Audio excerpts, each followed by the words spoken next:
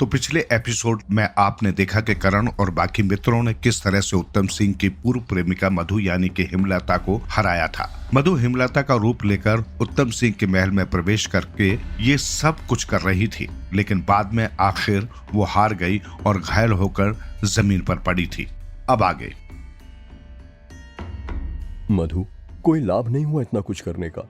मुझे माफ कर देना उत्तम, मैंने तुम्हारे साथ बहुत गलत किया। मैंने अपने जादू से ही तुम्हारे महल के कुछ लोगों को अपने जाल में फंसाया और उनसे ये काम करवाया था। इसमें भानु की कोई गलती नहीं है। कोई बात नहीं हेमलता, मैंने तुम्हें माफ किया। और तभी हेमलता अपने प्राण त्याग देती है और देखते ही देखते उसका शरीर वहां से गायब हो जाता है। अपने आप को संभालिए महाराज। मैं ठीक हूँ, आपका बहुत बहुत शुक्रिया। आपने हमारी बहुत मदद की है। हमने अपने मित्र होने का फर्ज निभाया है बस। अब आप दुखी मत होइए, क्योंकि आप इस राज्य के राजा हैं और अब आप अपना राज धर्म निभाइए। तुम ठीक कहते हो, तो ठीक है महाराज, हम अब यहाँ से प्रस्थान करते हैं। उत्तम सिंह सभी को वहां से जाने की इजाजत देते हैं। सभी दोस्त उन्हें अलविदा कहकर वहां से चले जाते हैं। थोड़ी दूर चलने के बाद सब रुक जाते हैं। अब हमें यहाँ रुकना चाहिए, क्योंकि अब हमें उज्जवलपुर की तरफ प्रस्थान करना होगा। अच्छा, तो किसी से आगे का रास्ता पूछना होगा। जी राजकुमारी, यहाँ तो दूर दूर तक कोई राहगीर नहीं दिखाई पड़ता। थोड़ा विश्राम करो करमजीत, कोई तो आ ही जाएगा। सभी मित्र बैठकर आसपास के लोगों की प्रतीक्षा करते हैं। तभी वहां से एक आदमी गुजरता है जिसने अपने सिर पर चारा रखा हुआ था। बदिराज उस आदमी को रोक लेता है। मित्र, क्या आप उज्जवलपुर का रास्ता जानते हो? अरे हाँ, अवश्य मैं जानता हूँ। आगे से पूर्व में जाना और फिर उत्तर दिशा की तरफ सीधे चलते जाना। आपका बहुत बहुत शुक्रिया मेरे मित्र। हाँ, शुक्रिया। तो ठीक है, अब हम चलते हैं। हाँ चलो। पर सब बहुत दूर चलने पर भी उज्जवलपुर नहीं पहुंच पाते। कब आएगा ये उज्जवलपुर? हाँ, बहुत देर से चल रहे हैं, थक गए। हमें लगता है कि उस व्यक्ति को उज्जवलपुर का रास्ता नहीं पता था। हाँ, मुझे भी ऐसा ही लग रहा है। हम लोग इतनी देर से चलते जा रहे हैं, लेकिन यहाँ पर तो कोई भी नहीं दिख रहा है और ना ही कोई घर दिख रहे हैं। परंतु अब क्या करें, हमारे पास कोई रास्ता भी नहीं है। हमें आगे बढ़कर देखना होगा। तुम सही कह रहे हो करण, चलो आगे बढ़ते हैं। सभी लोग थोड़ा आगे बढ़ते हैं और आगे बढ़ने पर उन्हें आभास होता है कि उनके चारों ओर बहुत बड़ा घेरा बन गया है। अरे ये क्या, हम इस घेरे में फंस गए हैं करण। छल है ये, हमारे साथ छल हुआ है। हाँ, तुम बिल्कुल सही कह रहे हो, हमें इस घेरे से बाहर निकलने का प्रयास करना होगा। तो सभी लोग जैसे ही उस घेरे से बाहर निकलने का प्रयास करते हैं, वैसे ही वहाँ पर एक स्त्री आ जाती है। अरे, ये स्त्री कौन है? कितनी अजीब है। और इसने बहुत सारे जेवर पहन रखे हैं और उसके सींग भी निकले हैं, साथ ही एक पूंछ भी है। देखो तो तुम सब यहाँ पर मेरे विवाह के लिए आए हो? सभी लोग आश्चर्यचकित हो जाते हैं। विवाह? परंतु किसका विवाह? आप क्या कहना चाह रही हैं? क्या तुम लोगों को नहीं पता है कि ये मेरा इलाका है और जो भी मेरे इलाके में आता है उनके साथ क्या होता है? हमारी गलती माफ करना, हमें नहीं पता था कि ये आपका इलाका है। हमें माफ कर दीजिए। अब माफी का क्या फायदा? अब तुम लोग यहाँ प्रवेश कर चुके हो, तो मेरी शर्तों को तो मानना ही होगा। शर्त? भला कैसी शर्त? और हम आपकी शर्त क्यों माने? चलो, तुम सभी को बता ही देती हूँ। तो जो भी मेरे इलाके में आता है उन्हें मेरी एक शर्त माननी पड़ती है, और शर्त ये है कि कोई एक लड़का जो कि मेरे राज्य में आया है और मुझे वो पसंद है, वो मुझसे विवाह करे। क्या? और मेरे साथ मेरे लोक में चले, अन्यथा वो अपनी जान से हाथ धो बैठेगा।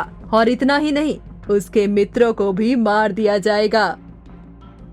सभी लोग स्त्री की बात सुनकर आश्चर्यचकित हो जाते हैं। परंतु देवी, ये तो अन्याय है। किसी की रजामंदी के बगैर आप कैसे किसी से विवाह कर सकती हैं? तुम इसकी फिक्र मत करो, मुझे जो करना है मैं वो करके रहूंगी। तभी करण गुस्सा हो जाता है और गुस्से में उस पर अपनी तलवार से वार करता है, लेकिन उस पर तो करण की तलवार का कोई असर ही नहीं होता। ये एक मायावी स्त्री है करण, तलवार इसके आर पार जा रही है। तेरा ये दुस्साहस, तुझे जिंदा नहीं छोड़ूंगी। और इतना कहकर वो अपना मुंह काफी बड़ा करके खोल लेती है और करण के सिर को चबाने ही वाली होती है। रुक जाओ, तुम्हें विवाह करना है ना, तो तुम उसे चुनो जिससे तुम विवाह करना चाहती हो, परंतु हमारे मित्रों को चोट मत पहुंचाओ। स्त्री खुश हो जाती है और करमजीत की तरफ इशारा करती है। तो ठीक है, मुझे ये लड़का पसंद है, बोलो करोगे मुझसे विवाह? हाँ, क्यों नहीं। करमजीत तुम्हें पसंद करता है, वो तुमसे विवाह अवश्य करेगा क्योंकि तुम हो ही इतनी अच्छी। स्त्री उनकी ये बात सुनकर बहुत ही खुश हो जाती है और हवा में वहां से उड़ने लगती है। वहीं बुलबुल करमजीत को बीच बीच में इशारा करती है, जिससे करमजीत समझ जाता है कि ये कोई योजना है। हाँ, मैं तुमसे विवाह करने के लिए तैयार हूँ। तो तुम्हें मेरे साथ नृत्य करना होगा, ये बहुत खुशी का समय है। ये सुनकर स्त्री करमजीत के पास जाती है और उसके साथ नाचने लगती है। आप सब कुछ सोचो, अब मैं नहीं जानती आगे क्या करना है। तो तुमने विवाह के लिए क्यों कहा उसे? हम सबकी जान बचाने के लिए। हाँ बुलबुल, सही किया तुमने। देखो तो उसे कैसे विवाह की बात पर नचा रही है। करण, हमें सोनापुर की रानी कविता को बुलाना होगा, इसमें वो हमारी सहायता कर सकती है। ठीक है राजकुमारी जी, जल्दी से उन्हें बुलाइए, अभी वो स्त्री व्यस्त है। तो सुनहरी चिड़िया मंत्र पढ़ती है और तभी रानी कविता वहां पर आ जाती है। तो वहीं दूसरी ओर चिड़िया कविता को सारी बात बताती है और थोड़ी देर सोचने के बाद कविता सभी को एक उपाय बताती है। अब मैं अपना आकार छोटा कर लेती हूँ और वधिराज के पीछे छिप जाती हूँ ताकि वो स्त्री मुझे देख ना पाए।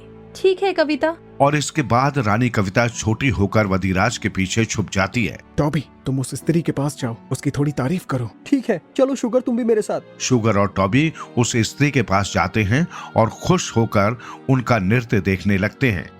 आप दोनों साथ में काफी अच्छे लग रहे हैं। बहुत बहुत शुक्रिया। मैं भी आ गया, तो चलो विवाह की रस्म शुरू करते हैं।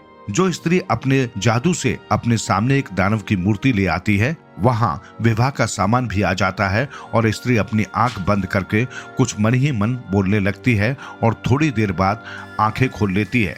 चलो करमजीत, मुझे माला पहनाओ। तो करमजीत उसके कहने पर उसे माला पहना देता है। उसके बाद वो स्त्री करमजीत के माथे पर एक लाल रंग का तिलक लगा देती है। मैं तो बहुत ही प्रसन्न हूँ, आखिर आज मेरा विवाह हो ही गया। तुम प्रसन्न हो ना करमजीत? लेकिन करमजीत कुछ नहीं बोलता, वो तो एक टक बस किसी पेड़ को घूरे जा रहा था। करमजीत, कुछ तो बोलो। मैं भी बहुत प्रसन्न हूँ। और तभी अचानक से दूसरा करमजीत वहां पर प्रकट हो जाता है। दरअसल असली करमजीत ने उस मकड़ी जैसे दिखने वाले प्राणी के लिए मोती का इस्तेमाल किया था, जिससे वो गायब हो गया था और कोई भी उसे देख नहीं पा रहा था। अगर तुम यहाँ पर हो तो ये मेरे बगल में कौन है? और वो गुस्से से अपने पंजों को उस आदमी की तरफ करती है, लेकिन उसका पंजा उस आदमी के आर पार हो जाता है। तभी रानी कविता उसके सामने आ जाती है। ये स्त्री कौन है? तुम कैसी स्त्री हो? तुम्हारा जिसके साथ विवाह हुआ है उसी को मारना चाह रही हो?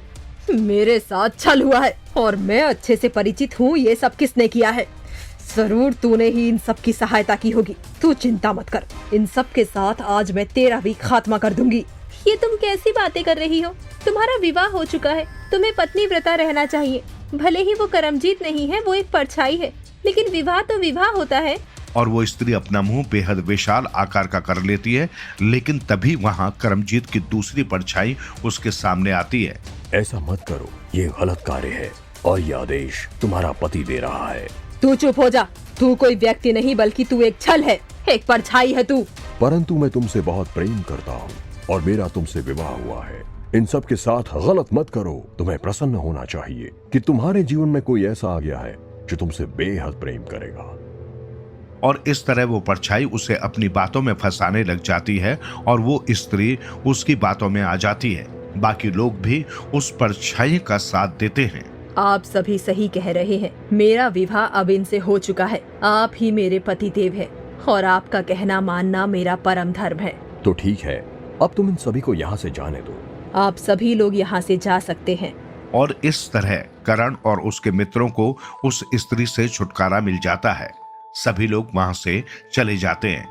रानी कविता, आपने तो कमाल ही कर दिया। हाँ, वो परछाई मेरे ही द्वारा उत्पन्न करी गई थी। जब उस स्त्री ने विवाह के दौरान मंत्र पढ़ने के लिए अपनी आंखें बंद की थी, उसी समय वो परछाई वहाँ पर आ गई थी। कुछ समय के पश्चात वो परछाई गायब हो जाएगी। वाह रानी कविता, बहुत बढ़िया किया आपने। बहुत बहुत धन्यवाद आपका रानी जी। और फिर सब खुशी खुशी अपने रास्ते पर बढ़ते जाते हैं।